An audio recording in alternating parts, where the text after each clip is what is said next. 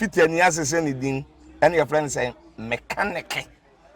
na prophet kumichacha ma sesa me YouTube no ba bia me hwe bia ma change afro and maba too much GH hwe na prophet kumichacha me so me hwe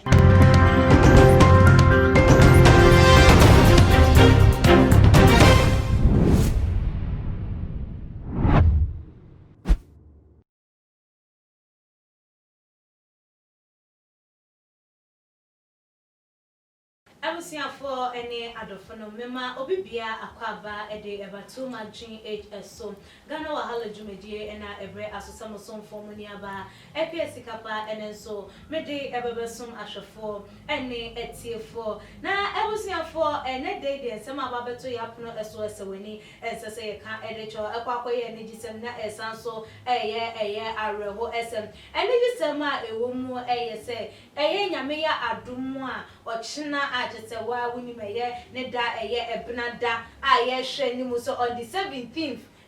November ebeba ababeto yen ewatasefo asasi so no ye maame na nakonadu Ajima Rollins just wo bedi na woda kese pa na woda yi na ede no bekwakowura enfia ediosun mienu metre 72 years just dodo na hu ne se ye maame wanyini fe wanyini ye obinom se da bio Oh,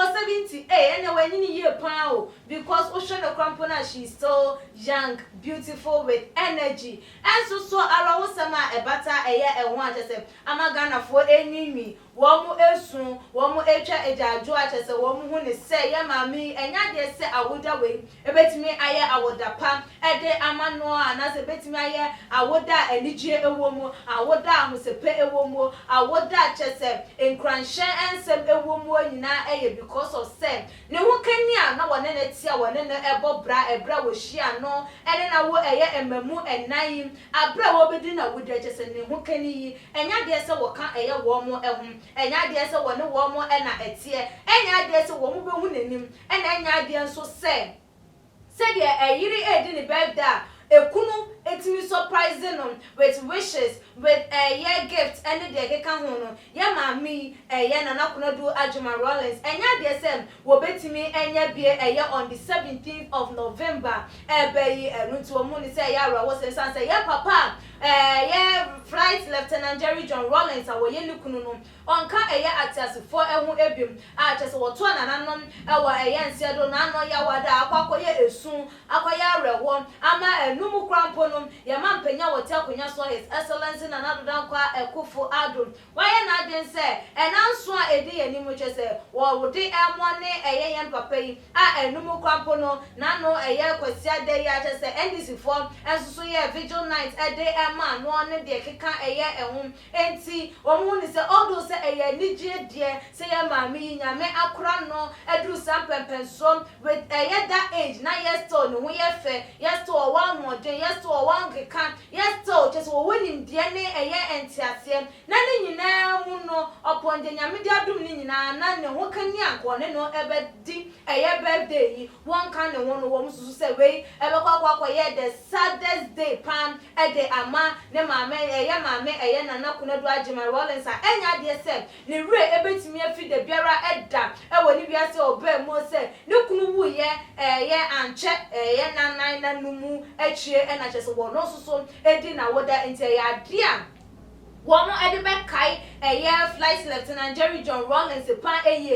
no crampo be ma ne ma no crampo no dan don be kai se papa koye anche na maame edi na woda ebe ya ade da wono ma maame ni bedi na woda bia busuafo no awofo no ene epo yire ne ema no mpo no wo mo ede ebe kai no abre ene abre bia na abusuafo se ye maame yenya ntiye se nyame ya adom a wochina na wodai na yenim adekase a ato nanie ne yenim te bia wo mu sesei ene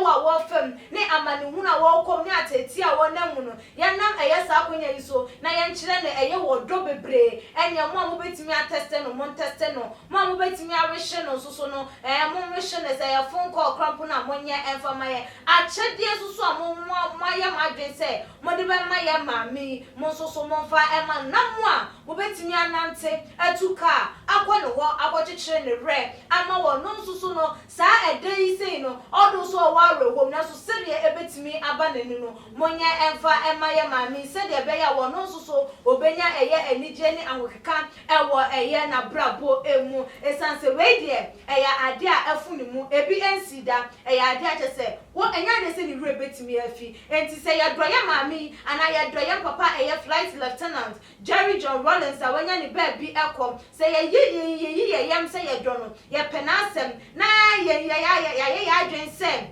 yam pese anko obi fratas for asasi so dia ene dey eye akonya yensusu a ye wo oman mu ebetimi ayusu de ache odo ane ye wo ma ye papa no yemfa entwe ye mama ye nyambochina na wo eda na yentimi en celebrate no enhye eye nanimonyam ma onu nsu hunu se wo man ya wo mu anase asase woteso no kwampo no wo enkrofo wo na we suso enko enfa ema ebinom na wo mususu de ombetimi aye bia wo mo enye enfa ema ye mama nyame bo a ochina na eye ntie bebeto abonti se no dodo na so ede wo ma dwentwe aba ede afa ho sem we ena hu hia se eye dom kuma wo ma hye de fie wo mo enye mfa ma ye mami because wo so mo do papa ne dia enye wo mo nyisa wo do no edi emfa enche mami no nyambo china e wo na woda no emu na no na ebinu mo so ehu ne sem se eye MPP amanya ku a ye mampani excellency na na do dan kwa akofo ado wo te eye akonya so se wa ye na adwen se wo gi eye na kenten so ana se eye no ebeye state dia into obeye eye ne dia